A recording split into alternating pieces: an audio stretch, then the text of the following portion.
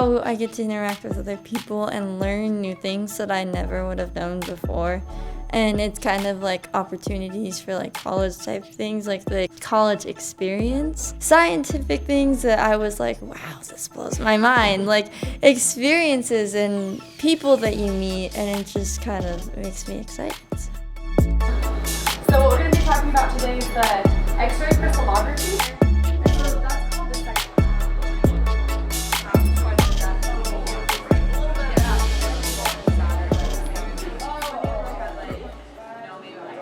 And I've been to camps at Utah State before, and they've all been really fun.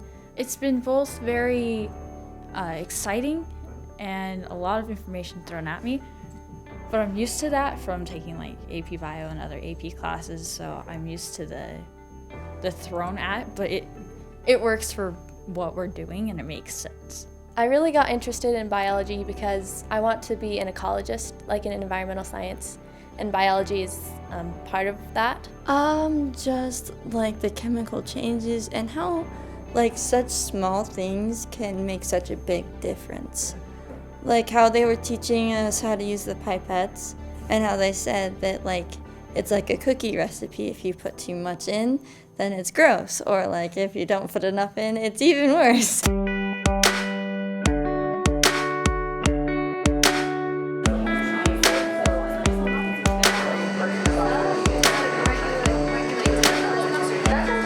So what do you make? What do you do? A bioreactor, like bubbles because of the fan. And it manages like the temperature, so it stays at like your body temperature.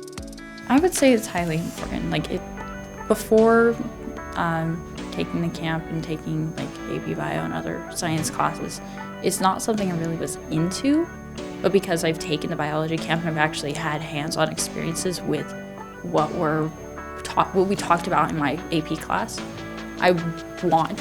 it's moved up in my list of things of what I could potentially do in the future.